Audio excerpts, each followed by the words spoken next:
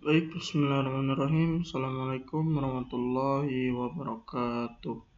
Baik, perkenalkan nama saya Muhammad Fawaz Midiki Utama dengan NPM 2578-2014. Di sini saya izin mengerjakan tugas video UTS yang dimana di sini adalah ringkasan video proyek mini 1 yang dimana di sini tugas video workbook ini merupakan bagian dari komponen ujian tengah semester. Mahasiswa diminta untuk melakukan integrasi antara kemampuan teknis coding dengan kemampuan analitis dan reflektif terhadap proses pembelajaran yang telah dilalui.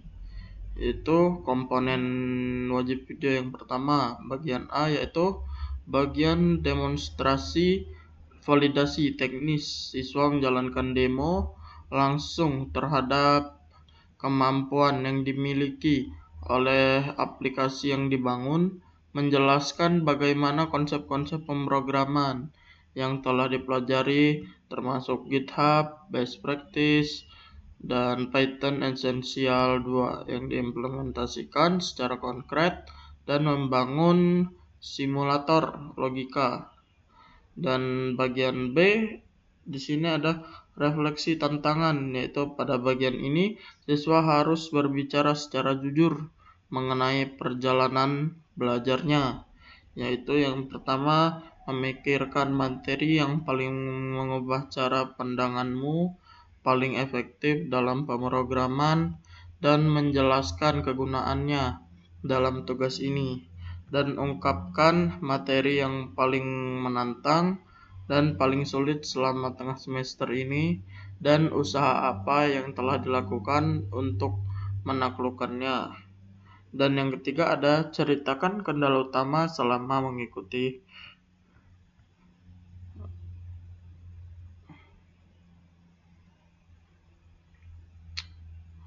Maaf sebelumnya.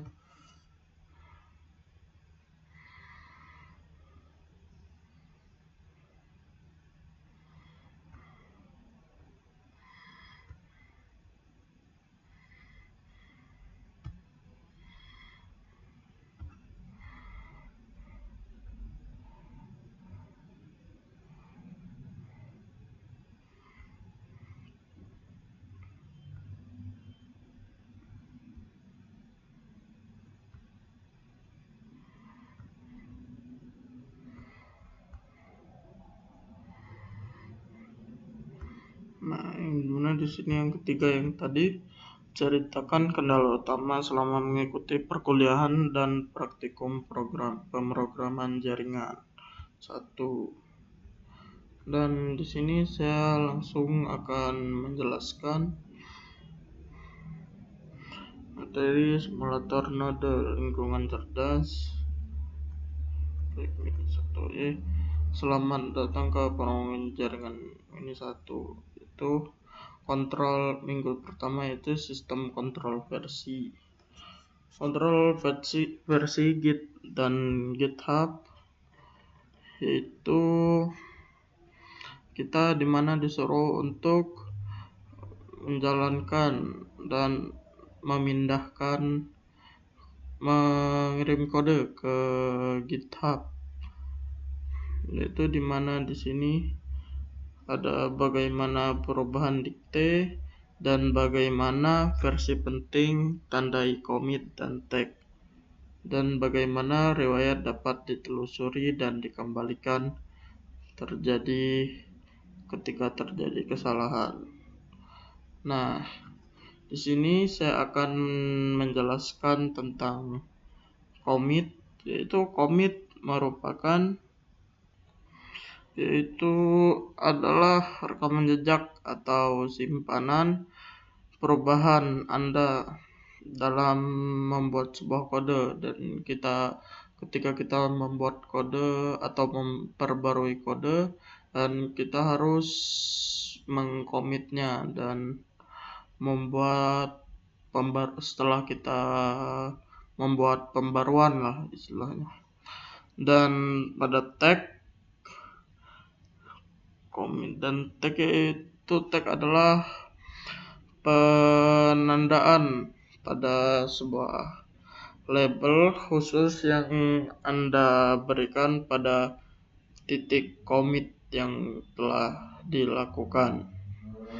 Dan di sini saya akan langsung menjelaskan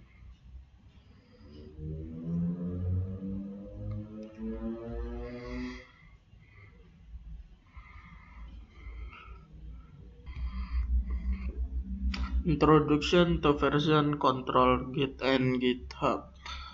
Di sini ada kredit, this is lead presentasi dikreditkan kepada berbagai sumber termasuk https petanicode.com dan https www.decoding.com.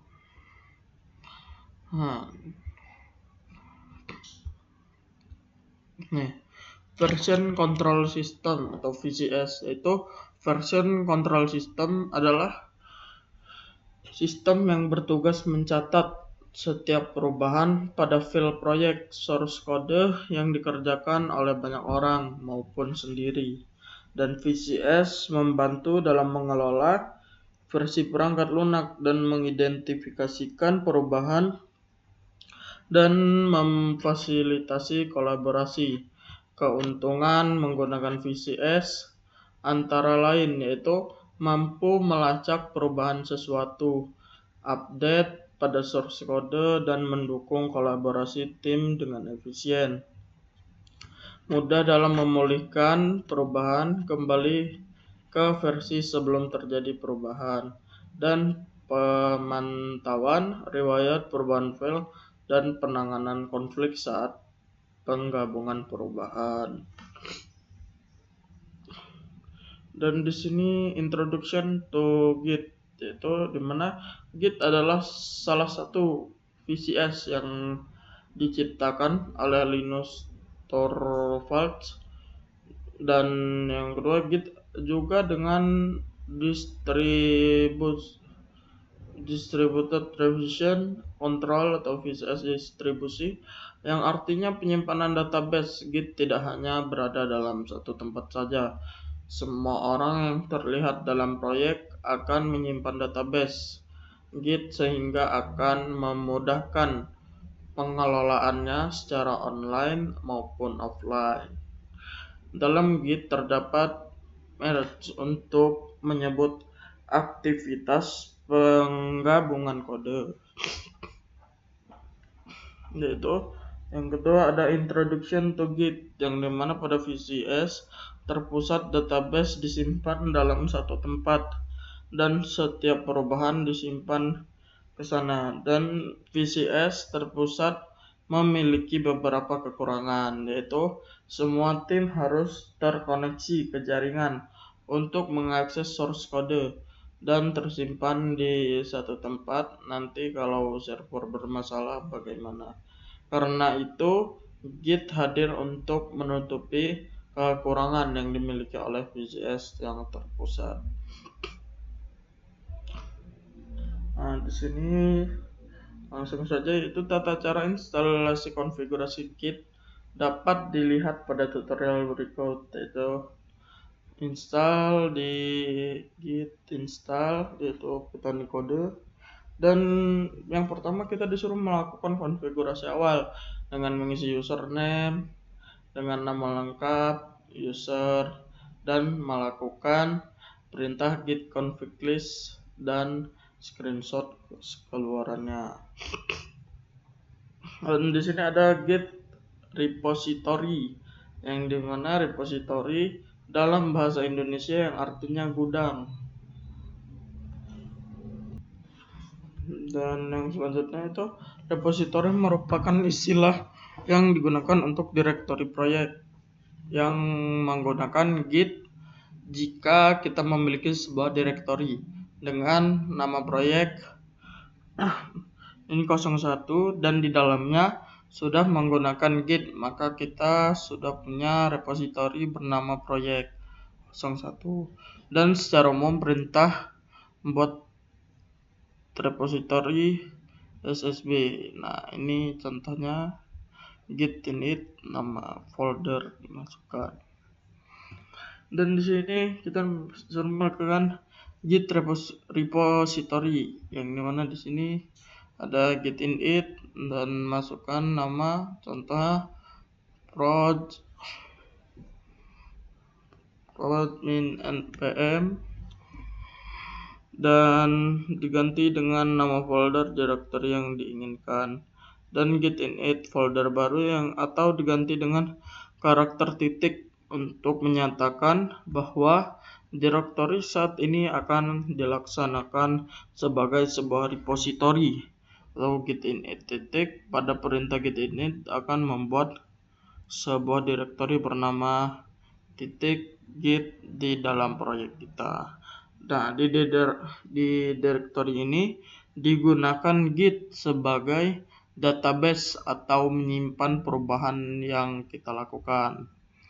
Nah, di sini contohnya buatlah sebuah repository dengan nama prod min npm. Nah, ini kemungkinan seperti ini contohnya. Di sini kita akan melakukan git init prod npm, ini misalnya 2578 2010. Nah, di sini telah kita install gitnya, yaitu install mpt git repository and user document prod 2578 2000.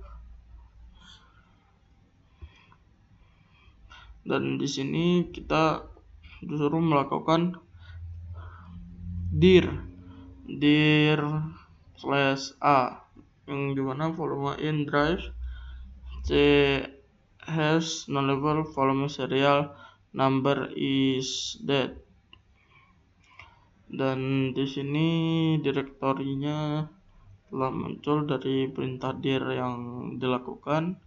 Lalu tuliskan perintah untuk menampilkan daftar file direktori repository pada Windows yang digunakan seperti pada contoh di samping, dan screenshot mulai penulisan dan perintah keluarnya hingga terlihat adanya hidden folder bernama git. Dan di sini ada add file to repository. Contoh dibuatkan 3 buah file kosong pada repository yang telah dibuat. Lalu tuliskan perintah git status untuk melihat status repository tersebut. Nah, di sini file status in git, yaitu pada git file akan memiliki 3 jenis status saat diproses dalam sebuah repository, dan modified kondisi sebuah file yang mengalami perubahan tetapi belum ditandai dan belum disimpan pada version control. Contoh dapat dilihat di slide sebelumnya. Di sini ada target kondisi sebuah file yang perubahannya sudah ditandai tetapi belum disimpan. Untuk mengubah status dari modify ke staged, lakukan perintah berikut dan committed kondisi yang mana perubahan pada file ini disimpan dalam version control dan menjadi sebuah versi baru, dan bagaimana caranya mengubah status perubahan file menjadi commit. Dan commit the first change, yaitu setelah melakukan perintah maka suatu perubahan file saat ini jadi staged. Dan untuk mengubah statusnya menjadi commit, gunakan perintah berikut, yaitu dimana di sini ada bagian initial commit dan merupakan keterangan yang menjadi bagian penting saat melakukan commit, yang akan menjadi penjelasan perubahan apa yang terjadi sesuai dengan perubahan versi. Di sini ada commit another change, yang selanjutnya dilakukan perubahan lagi dengan menambahkan konten pada file suatu. Untuk menyimpan perubahan, cek terlebih dahulu statusnya dan lakukan git add kemudian git commit.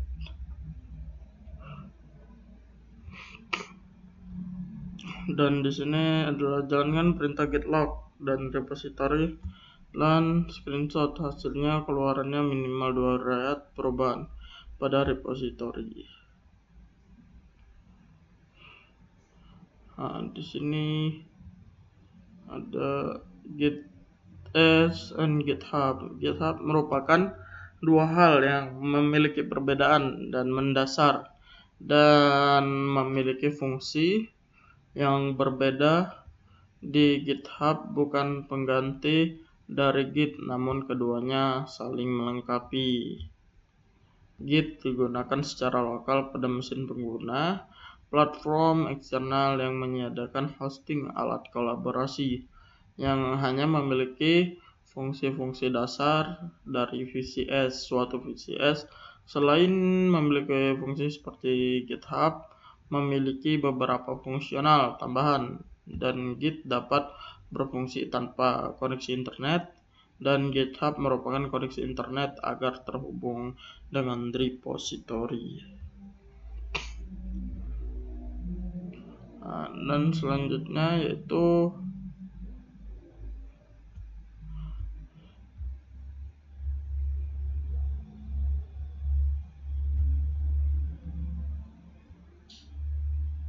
Introduction GitHub Desktop.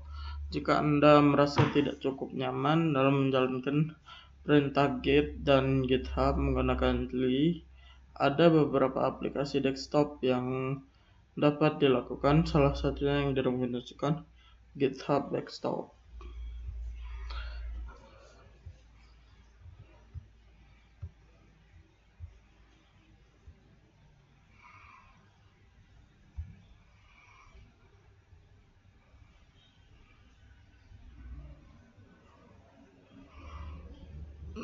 Dan yang selanjutnya saya akan menjelaskan sesi praktikum 2, yaitu filosofi Python, atau minggu kedua yaitu Zen Python. Yang dimana pada seksi praktikum ini dirancang untuk melatih ketelitian dalam penulisan kode yang standar dan bersih dan profesional, dan menerapkan gaya penulisan standar PEP8 dan menggunakan alat bantu FLAG8 untuk mendalami filosofi design of Python. Dan fokus utama kegiatan ini bukan hanya sekedar perbaiki error, dan melainkan mengasah kemampuan siswa dalam melakukan atom commit dan pada Git, menyusun dokumentasi dan sistem refactoring agar kode menjadi eksplisit dan mudah dibaca, readable, dan mudah dipelihara atau maintainable. Itu di sini apa itu FLAG8? FLAG8 di mana kita disuruh untuk mengecek kesalahan pada setiap modul atau setiap kode yang kita buat, dan kita disuruh untuk memperbaikinya.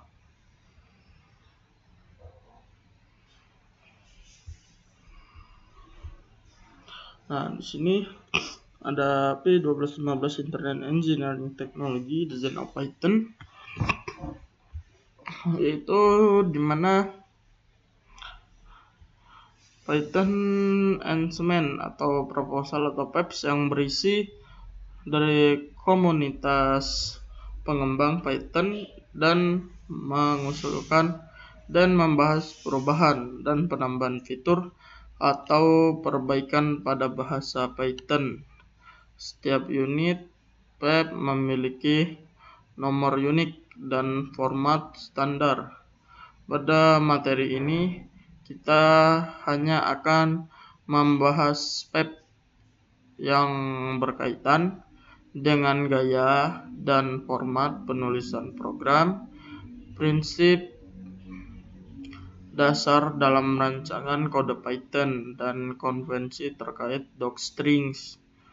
PEP1, PEP purpose and width, dan PEP8 adalah width for Python Code, dan PEP 20 yang kita pelajari ini ada design of Python. Mohon maaf, di cut sebentar karena sedang ada kereta. Dan itu ada di sini ada PEP Purpose Guidelines, yaitu petunjuk digunakan untuk pengembangan dan anggota dari komunitas Python, dan PEP diakses dari https pepspython.org, dan dimana siapa saja yang masuk, termasuk kamu dapat mengajukan perubahan. Pada pemrograman Python pada PEP 1 juga didefinisikan hal terkait dengan struktur komunitas, yaitu ada Python Steering Council dan yang berwenang dalam menerima atau menolak PEP, Python Core Developers. Pengelolaan Python bekerja secara sukarela, dan Python BDFL atau Benevolent Detector for Life. Di sini ada PEP 20 Design of Python yang mana kita pelajari, yaitu Design of Python terdiri dari atas 19 kata-kata mutiara yang merefleksikan filosofi pada pemrograman Python yang termasuk pedoman dan rancangan, dan Zone of Python ditulis oleh Tim Peters pada tahun 1999 dan menjadi PEP 20 di tahun 2004, yang dimana Design of Python merupakan salah satu hidden features pada Python interpreter dan bukan editor Python. Tuliskan import this dan lalu jalankan dan lihat apa yang terjadi.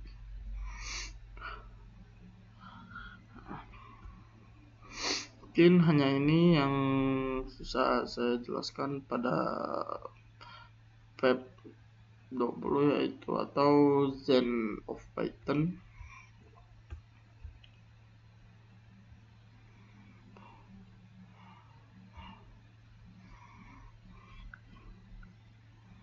Mana di sini saya akan menjelaskan modul yang ketiga, yaitu paket pip. Yaitu pada praktikum ini mahasiswa akan memulai tahap pengembangan mini project dengan mengadopsi arsitektur perangkat yang berstandar dan industri, dan pembelajaran akan fokus pada transisi dan penulisan kode konvensional dalam berkas tunggal dan menuju paradigma pemrograman modular. Mahasiswa ditugaskan untuk merancang struktur menggunakan paket modul dan mengelola dependensi perpustakaan eksternal melalui pemanfaatan pip. Penguasaan arsitektur modular ini merupakan fondasi esensial seorang insinyur dalam membangun skrip automasi melakukan sistem IoT yang terstruktur, berskabel, dan berkesinambungan. Nah, di sini ada soalnya, contohnya. Nah, di sini dimana Smart Environment Node Simulator deskripsi. Pada sesi pertama mini project ini, mahasiswa dilakukan untuk membangun struktur kerangka dari aplikasi simulator Smart Environment Node. Mahasiswa akan memisahkan logika untuk pemrograman dan logika pembacaan sensor ke dalam direktori package dan berkas modul, yang dimana selain itu mahasiswa diwajibkan menggunakan pip untuk menginstal library eksternal yang digunakan untuk mempercantik tampilan output dalam dan di terminal.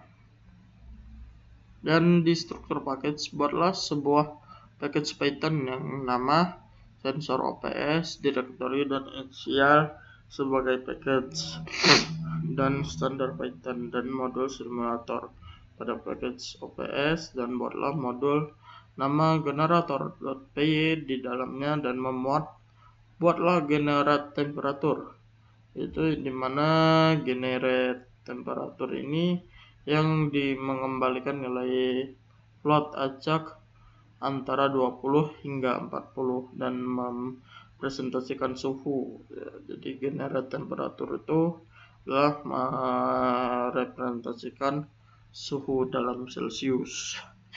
Dan dimana di sini ada buatlah generate humidity yang mengembalikan flowchart acak 30,0 hingga 90,0 yang mempresentasikan persentase kelembapan. Jadi generate humidity ini merupakan mempresentasikan persentase kelembapan menggunakan pip library eksternal.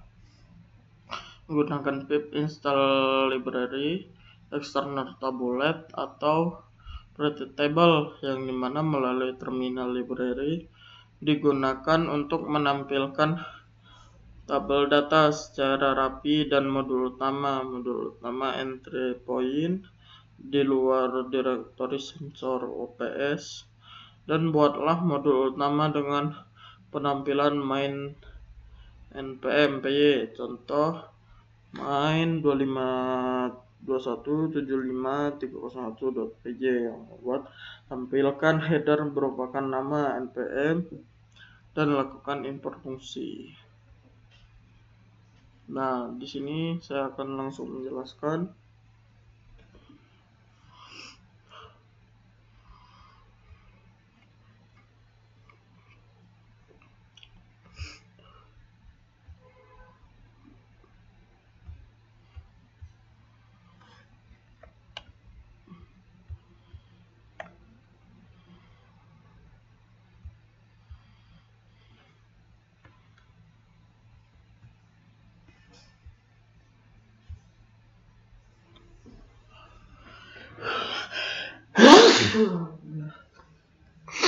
Nah, di sini udah masuk ke tab dalam ini langsung satu.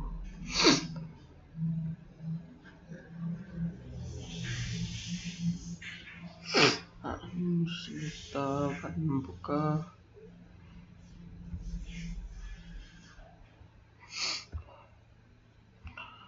tab 3.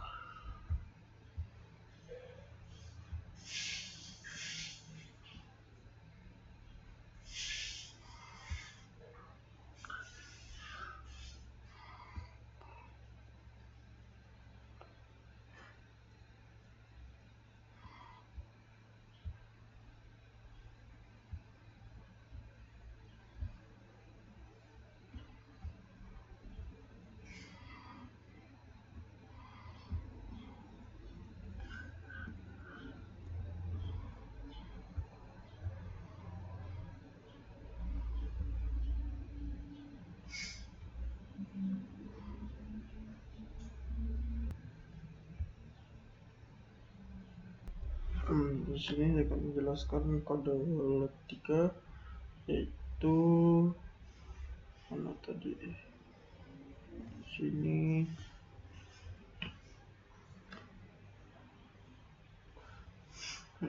sini dimana struktur directory package yang berlas sebuah package dengan nama sensor OPS.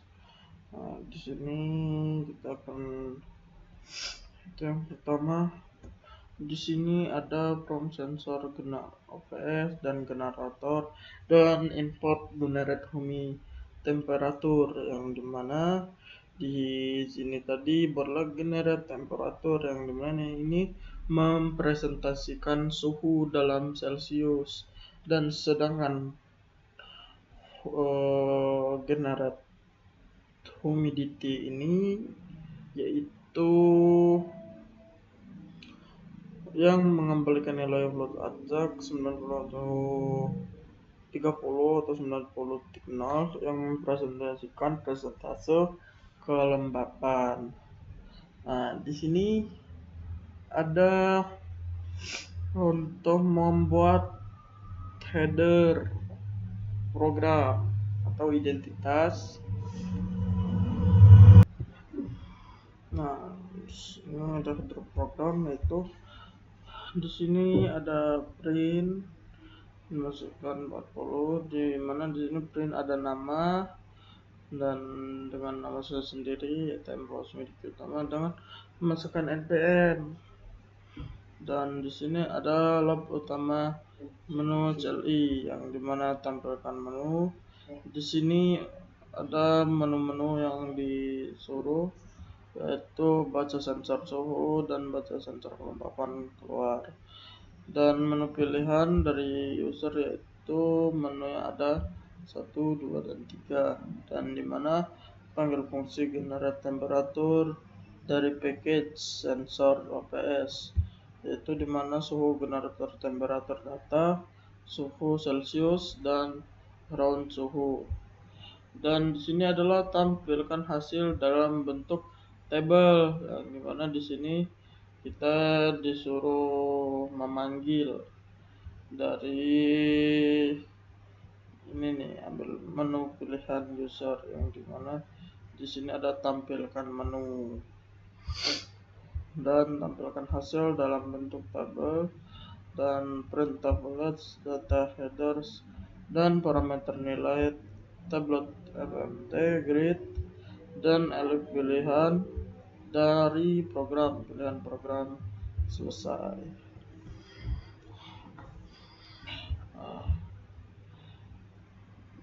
Nah, di sini ada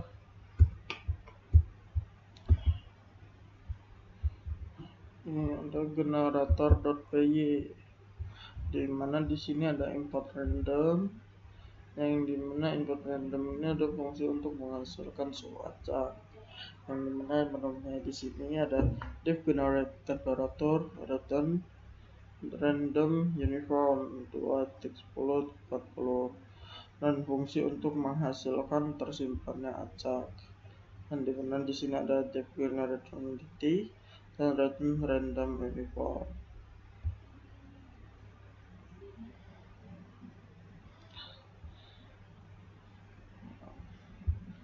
Dan selanjutnya di sini saya akan menjelaskan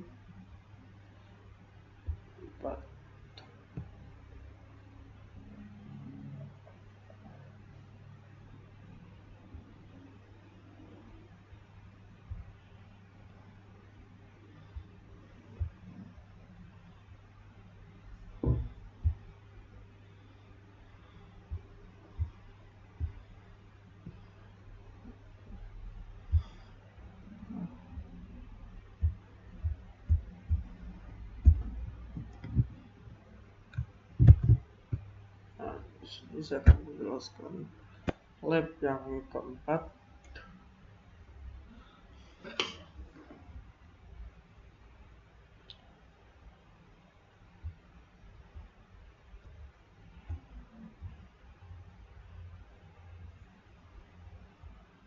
dimana di sini pada sesi ini pengembangan mini project akan terfokus pada resolusi program dan manajemen data dinamis. Mahasiswa ditugaskan untuk mengimplementasikan dan manipulasi string menggunakan memvalidasi input menggunakan dan memanfaatkan struktur data list ya untuk menggunakan inventaris atau serta pencatatan riwayat aktivitas, logging, dan menerapkan teknik exception handling atau track steps untuk menangkal sistem anomali, kemampuan merancang arsitektur dan perangkat yang toleransi kesalahan, di mana program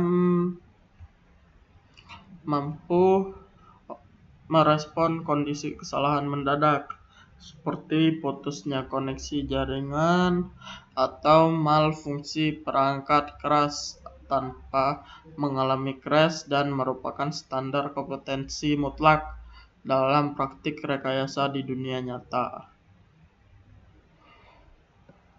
Nah, di sini ada deskripsi tugasnya. Itu instruktur praktikumnya di mana untuk persiapan list untuk environment dan riwayat, di mana file modul utama main npm.py. Nah, ini hasilnya,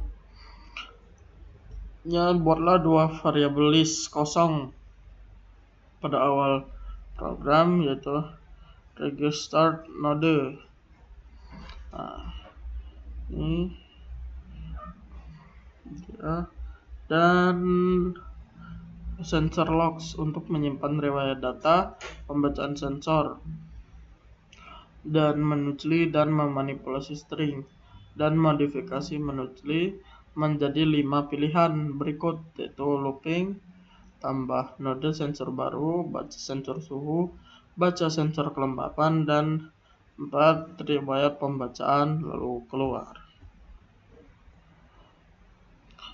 Nah, ini dia setelah ditambahkan program log utama dan tampilkan menu dan masukkan menu pilihan. Jelaskan memilih menu 1, minta user memasukkan lokasi ID sensor, misalnya ada,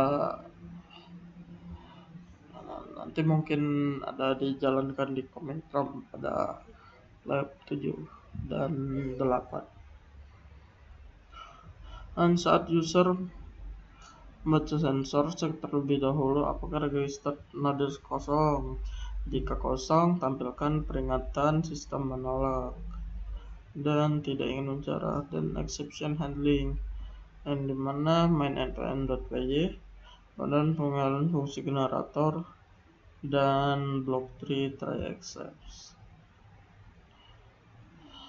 Nah, jika tertangkap peringkat sensor rusak ke layar atau lalu cacat, kejadian tersebut ke dalam sensor logs dan standar penulisan kode.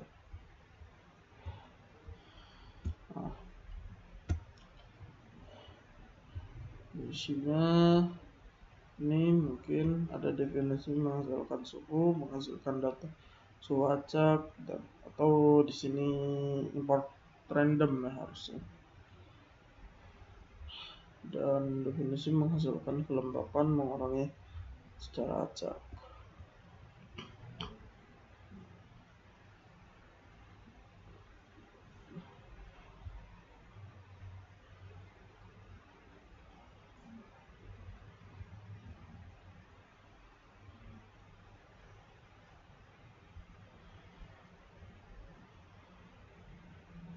Dan selanjutnya saya akan menjelaskan lab 5.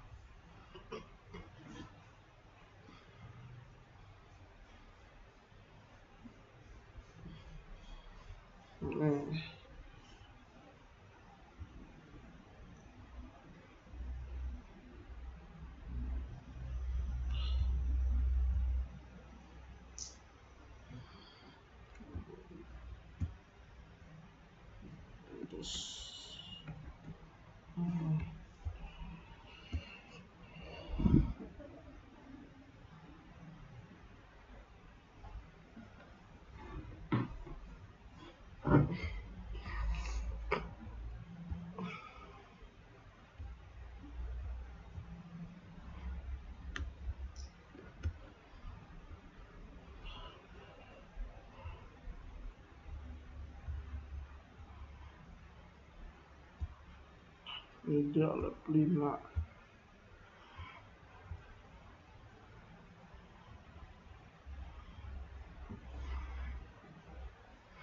Nih, yang dimana di sini interval praktikumnya itu membuat blueprint class atau konstruktor di dalam package sensor OPS, dan buatlah modul baru yang bernama node.py yang di dalamnya terdapat sebuah kelas bernama sensor node, dan buat konstruktor init subnode ID untuk menganalisa atribut dan project, dan berikan nilai salah satu awal node, yang misalnya subnode, status aktif,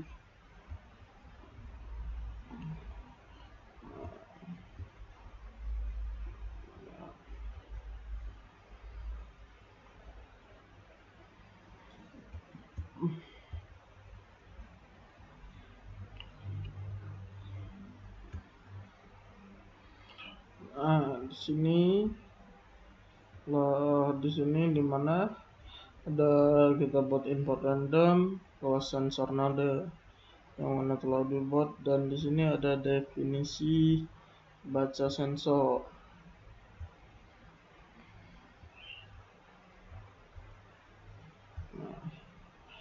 Yang benar, input random konstruktor. Ini dia konstruktor dan status atribut awal node.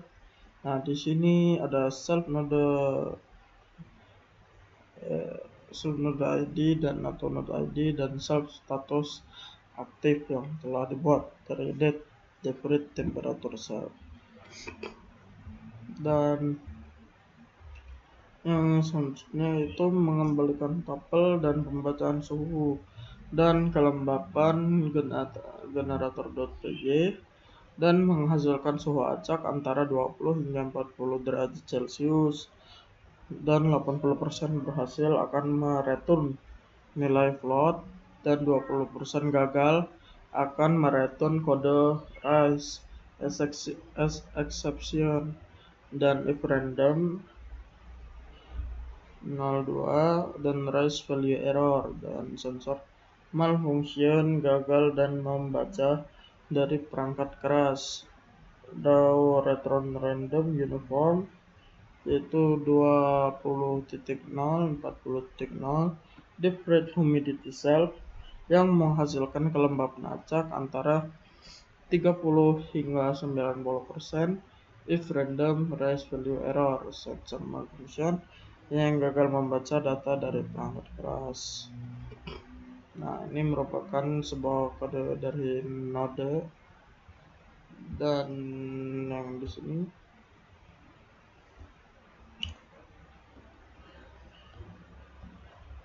membuat perilaku metode atau perilaku pindahkan logik ke fungsi pembacaan suhu dari modul generate.py menjadi sebuah metode dalam sebuah sensor node. Jadi ini ya tadi sudah dipindahkan di sini, dan kurang lebih seperti ini. Dan refactoring modul utama, inisialisasi modifikasi main npm.p menu tambah node sensor baru itu menggunakan input dan menciptakan objek baru di kelas sensor node dan masukkan objek yang dibuat dalam list register nodes. Pastikan list register tidak lagi menyimpan string dan tetap objek class. Dan modifikasi pengecekan riwayat dan modifikasi saat sensor panggil atribut objek untuk divalidasi di user. Lakukan proses pencarian node menggunakan perulangan sederhana atau for loop dan bandingkan berdasarkan node ID-nya, dan saat melakukannya simulasi ini dalam pembacaan panggil metode langsung dari objek yang dipilih, bukan dari fungsi terpisah. Tetapi cara riwayat keberhasilannya itu atau error dalam sensor log seperti pada sebelumnya, dan catatan implementasi gunakan struktur kode dan sederhana dan memudahkan menjelaskan.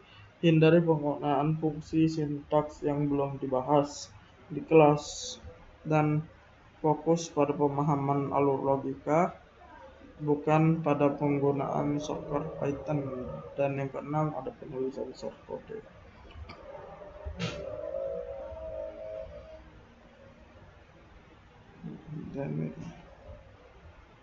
Dan di sini mahasiswa disuruh mengikuti dan menuliskan perlakuan desain Python.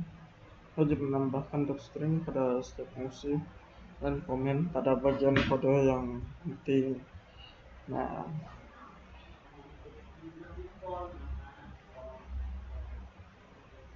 Di sini merupakan perintah import kelas dari package sensor OPS dan from sensor OPS node dan import source node. Yang dimana di sini telah ada variabel listnya untuk simpan daftar ID dan untuk simpan data yang hasil baca sensor. Yang dimana header di sini sudah ada juga header program. yang di mana di sini ada nama asli dan npm asli. Dan loop utama menu jelinya di sini ada di wheel through, tampilkan menumu, yaitu tambahkan menu baru. Nah, di sini telah ditambahkan, lihat riwayat pembacaan. Nah, tadi kan ada pastikan tidak kosong dan hapus, ada format hapus spasi lalu ke plastisasian. Nah, di sini sudah ada node strip over dan buat objek sensor node. Nah, di sini sudah dibuat node barunya dan pastikan tidak kosong. Nah, di sini print ID tidak boleh kosong dan register node append. Nah, ini register yang disuruh dibuat tadi yang baru. Nah, ada elif pilihan 2, if not register nodes dan print. Sistem yang menolak belum ada node yang terdaftar. Nah, dan yang selanjutnya saya akan menjelaskan lab 6.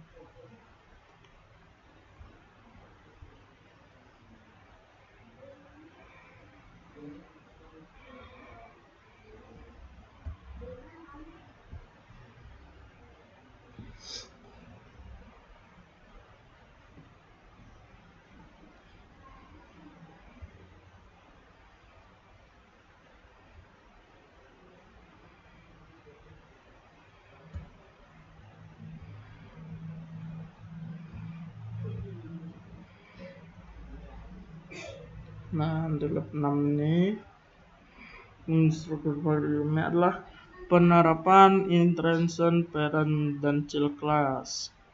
Nah, di sini jadikan sensor node parent dan berikut ini setiap seperti node ID dan status buat dua child class baru, temperature node dan humidity node, dan keduanya wajib mewarisi sifat sensor node dan gunakan fungsi super init untuk memanggil konstruktor dari parent class dan penerapan method of reading. Dan pada parent class buat metode umum yang bernama read data yang mengambilkan tugas status aktif dan dengan peluang 20% dan memicu exception dan berupa malfunction.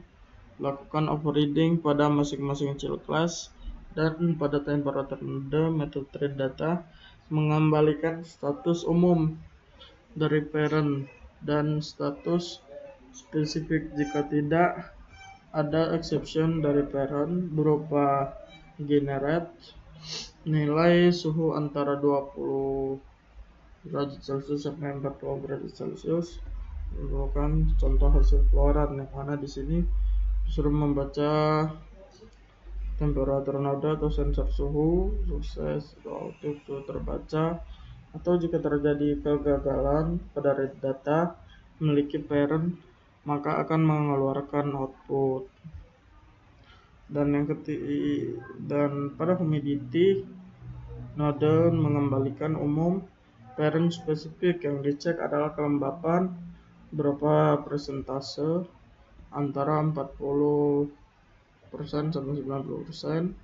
Dan yang ketiga mode controller manager yang dimana di sini buat modul baru dengan nama manager.py dan di dalam package sensor OPS pada modul tersebut buat class dengan nama environment modul menjadi atribut di dalam konstruktor kelas kali ini dan tambahkan metode fungsional dalam manager seperti add node dan read all nodes dan show logs dan refactoring modul utama pada main. Hapus deklarasi list global karena pengelolaannya dipindah ke manager dan lakukan instalasi satu manager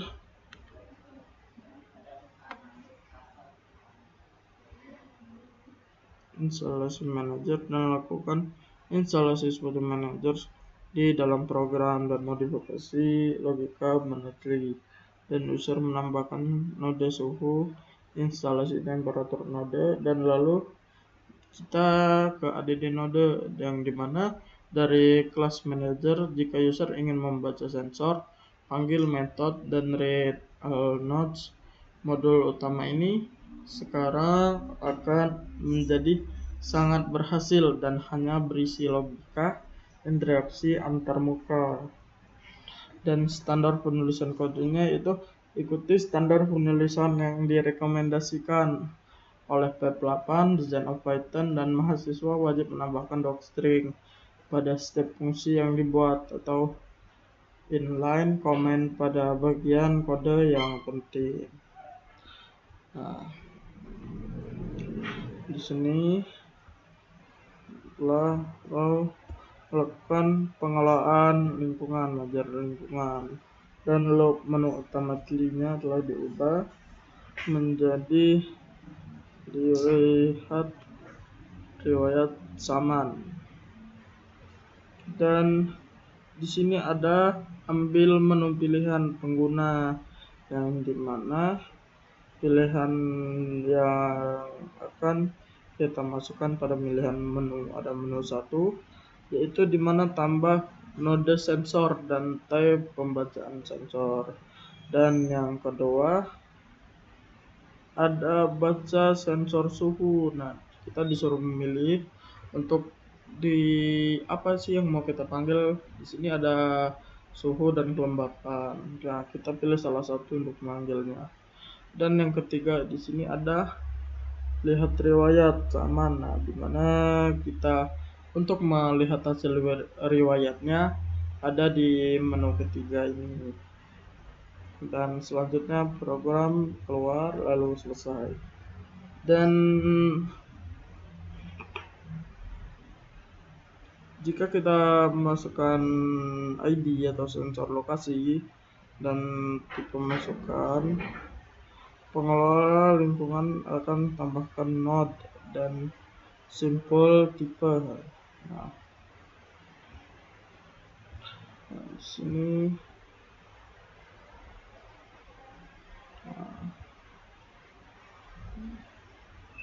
ini adalah hasil node PG, kode node P yang telah dibuat. Nah, di sini ada kelas node sensor node atau humidity, dan di sini ada sensor node kelas untuk sensor node yang digunakan tadi.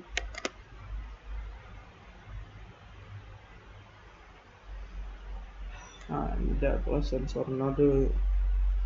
Nah, ini merupakan div read data yang diperintahkan tadi untuk membaca fungsi node dengan peluang 20% error dan if random. Nah, ini dia kelas yang dibuat, itu kelas temperatur node atau chill class untuk sensor suhu.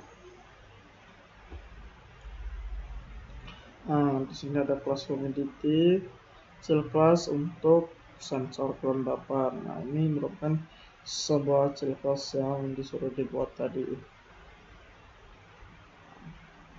Mungkin hanya ini yang bisa saya sampaikan pada lab 6, dan selanjutnya saya akan manggil lab 7 menjelaskan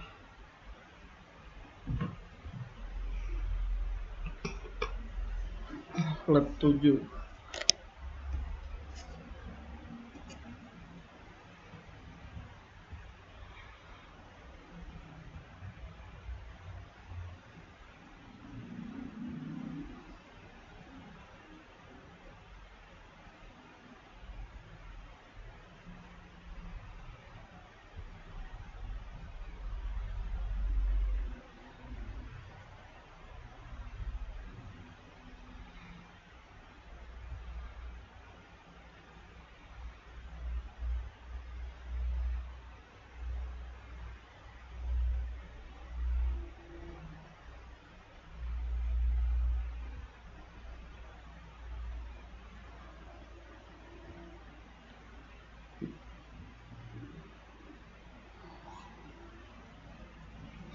Nah, ini dia 7 struktur praktikum atau system exception, response error, dan perangkat.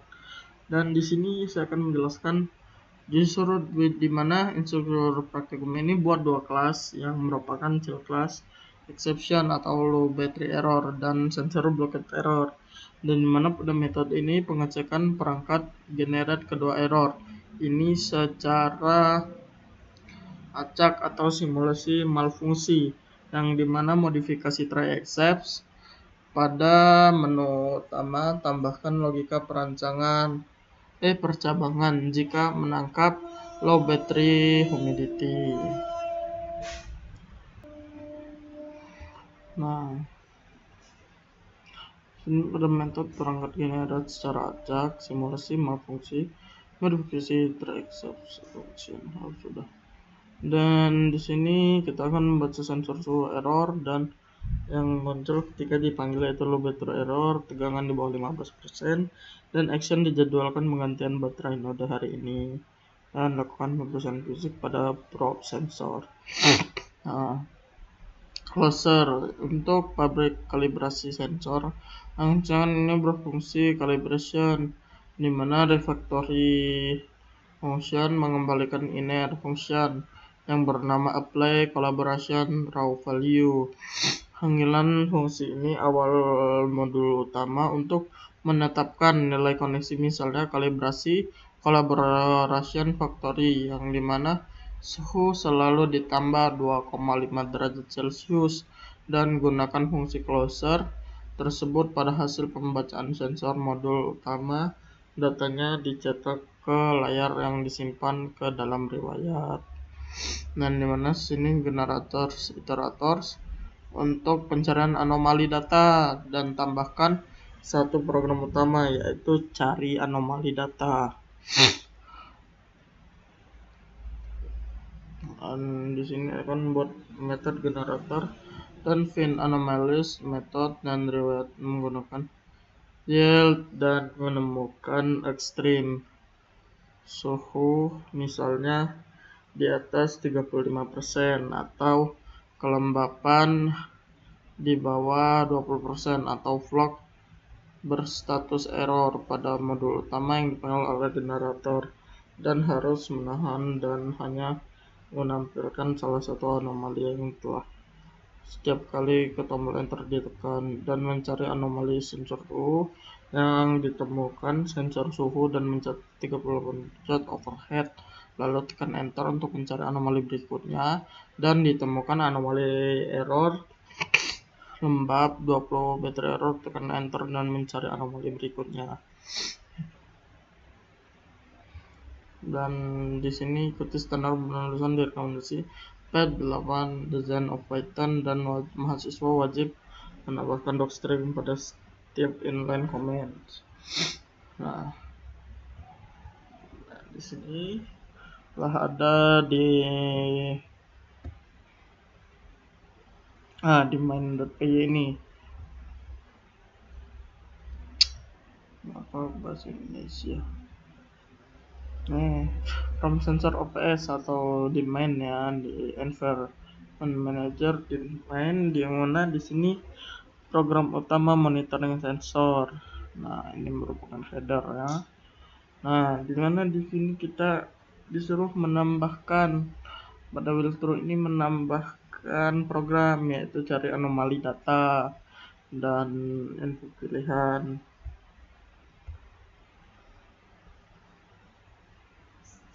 Dan kita coba langsung saja jalankan.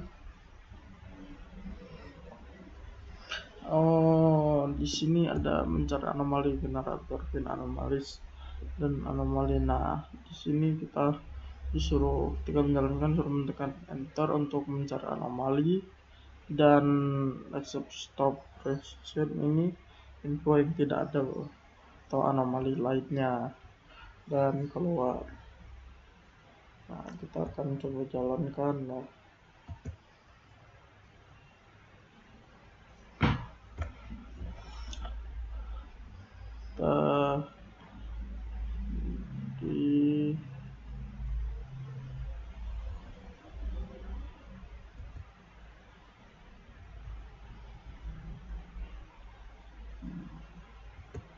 ini dia, kita jalankan.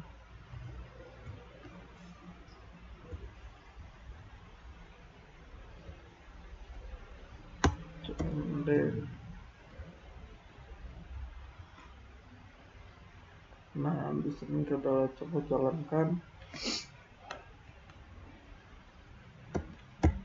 PY main 25 development NPM 2014.py.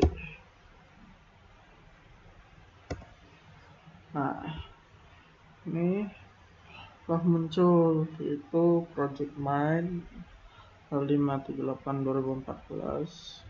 Nah, di sini header saya. Nah, ini sebuah menu yang kita akan pilih, yang akan dipanggil. Nah, kita di sini yang pertama untuk menambahkan node. Nah, ini kita menambahkan ketik 1, lalu kita enter, dan kita masukkan ID node yang ingin kita masukkan, itu bebas. Ya, misalnya kita enter. Nah, kita disuruh untuk memilih, nah, apa tipe yang ingin kita lihat atau yang ingin kita panggil. Misalnya suhu. Nah, tipe suhu, node berhasil ditambahkan, dan kita lanjut ke step yang kedua, yaitu baca sensor. Nah, kita cek. Nah, membaca daftar nih, sukses, nilai mentah 41,9 kalibrasi. Nah, ini kalibrasinya plus 2.5 kunjuk 44.4. Nah, dan selanjutnya di sini kita akan melihat riwayat. Nah, ini yang ketiga, kita cek riwayatnya. Nah, ini dia hasil tabel. Nah, ini dia tabelnya atau tabuletnya yang telah muncul. Nah, ini dia. Dan yang keempat, kita disuruh untuk mencari anomali data. Nah, kita cek. Nah, ini dia anomalinya. Nih, warning Naptar 44 overheat. Nah, ini yang tadi yang disuruh mencari anomalinya. Nah, tidak ada info anomali lainnya. Dan lanjutnya yang kelima, keluar.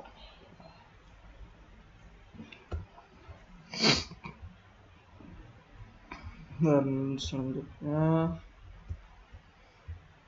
sini pada node ada. Nah, ini merupakan close logic exception yang disuruh dibuat, atau baterai rendah, dan sensor blocked error. Nah, ini merupakan sebuah step yang disuruh pada soal di atas. Nah, ini merupakan parent class pada sensor node. Kelas dasar atau dasar node yang dimana di sini ada div init self node ID dan self titik node ID dan self status aktif. Dan mungkin hanya ini yang bisa saya jelaskan pada kode lab 7, dan selanjutnya saya akan menjelaskan pada kode yang ke 8.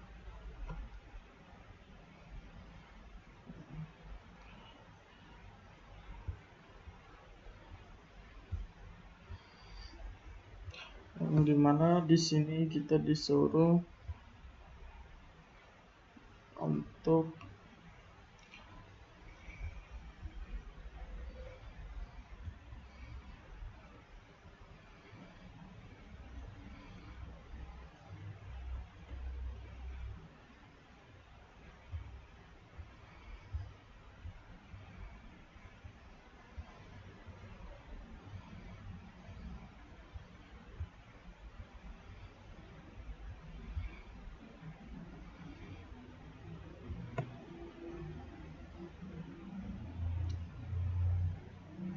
dia. Nah, instruktur pada di sini kita akan disuruh melakukan manajer atau lakukan modifikasi pada bagian merekam pembacaan sensor dengan penambahan file atau gunakan manajer open file atau mode open agar tetap baris log baru sukses maupun error ditambahkan ke baris paling bawah pada file teks bernama sensor data log.txt dan tanpa menghapus riwayat audit sebelumnya dan membaca sensor suhu 01 28.5 Celcius. Sistem otomatis menyimpan baris dalam sensor data log.txt dan membaca sensor lembab dan error low battery di tangan daya di bawah 15% dan penalatar laporan kritis. Nah, kita tambahkan menu di program utama yaitu cetak laporan sensor kritis. Nah, dimana di sini membuat sebuah metode baru yang bertugas untuk file sensor data log.txt menggunakan moderator yang membaca seluruh baris di dalamnya dan gunakan higher order function filter yang dikombinasikan dengan fungsi anonim lambda. Untuk menyaring baris teks, lambda harus dikonfigurasi agar hanya meloloskan baris teks yang mengandung error atau warning low battery atau mengindikasikan anomali maupun malfungsi cetak hasil saringan dan tanpa terminal sebagai sebuah peningkasan.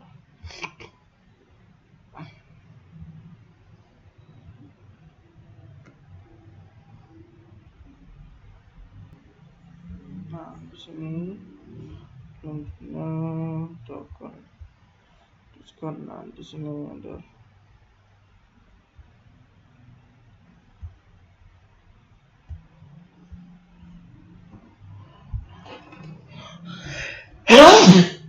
nah, di sini ada di kode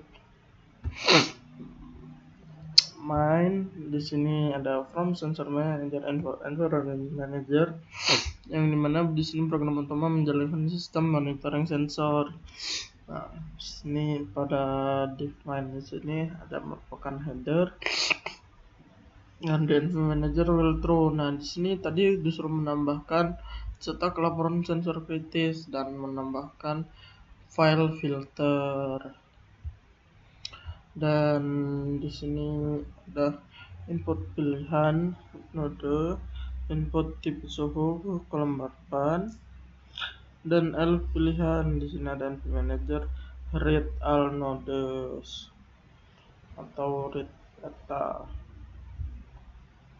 Dan di sini mencari anomali di data sensor dan ditemukan anomali data, tekan enter. Nah, sini pada node PY manager from OPS node import. Nah, di sini ada temperature node, humidity node, dan low battery error atau sensor blocked error, dan from tabulate dan calibration factory closer. Nah, ini merupakan closer untuk membuat fungsi kalibrasi nilai sensor dan div apply calibration atau raw value. Nah, ini dengan return value dan offset.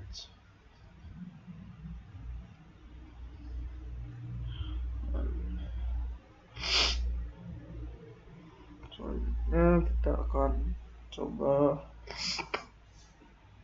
menjalankan mode tersebut.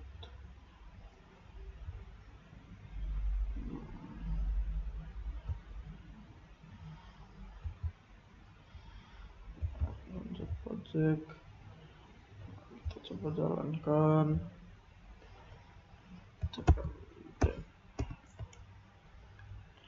Nah, kita coba jalankan PY my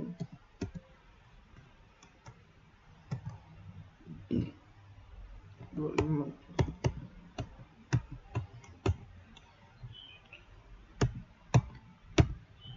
semester.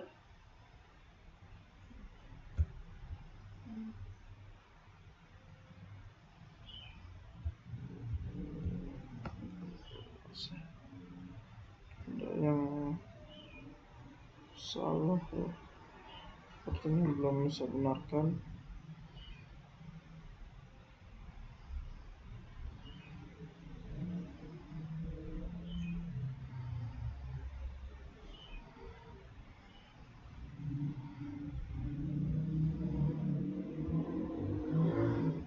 Dan di sini ada warning node, mungkin dulu kode masih salah ya, belum saya benerin. Nah, di sini ada serve the event atau sensor node ID dan type kelembapan value atau raw value, status awk. Dan di sini ada accept low bit 3 atau sensor blocked dan error type dan type R, name block line atau F error dan node ID error type dan sensor logs event. Nama node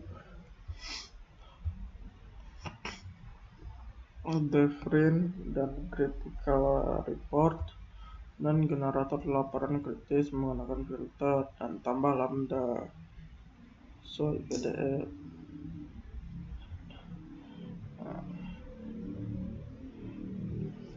Node define ini ditambahkan kelas low battery error atau exception dan sensor blocked sensor dan sekelas sensor kelas dasar untuk semua sensor atau def init subnode.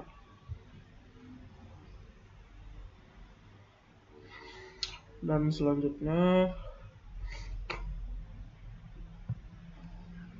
ya mungkin ada 8 hanya ini, mohon maaf sebelumnya karena kode masih salah ini sejujurnya. Dan selanjutnya saya akan menjelaskan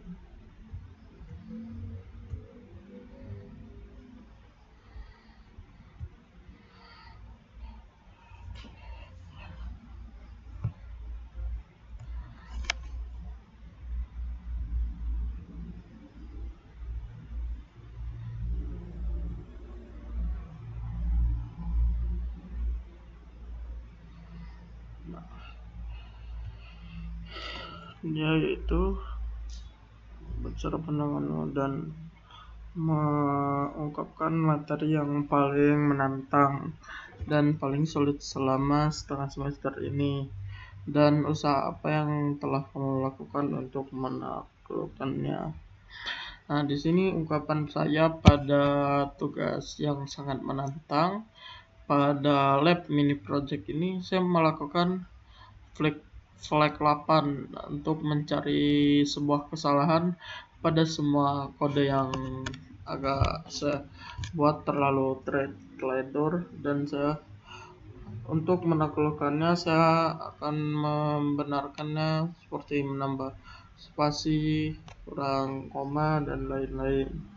Dan mungkin hanya itu yang bisa saya jelaskan pada nomor 2, yaitu ungkapan materi yang paling menantang dan paling sulit selama setengah semester ini. Dan saya akan menjelaskan yang ketiga, yaitu ceritakan kendala utama selama mengikuti perkuliahan dan praktikum pemrograman jaringan 1. Di sini menurut saya mungkin di kendalanya paling saya dulu teman selama mengikuti perkuliahan paling saya salah meletakkan kode atau menyimpan file dalam pelajaran mata kuliah pemrograman jaringan 1. Mungkin hanya itu selama ini yang saya ceritakan kendala utamanya, dan mungkin hanya ini yang bisa saya sampaikan. Apabila ada kesalahan saya mohon maaf selama pengerjaan mengetik video dan menjelaskan kode-kode dan menjalankan sebuah kode. Saya mohon maaf apabila ada kesalahan. Saya mohon ampun apabila ada benarnya itu datangnya dari Allah, dan apabila ada salahnya itu datangnya dari diri saya sendiri. Dan saya mohon maaf, saya pamit undur diri. Wabillahi taufik wal hidayah. Assalamualaikum warahmatullahi wabarakatuh.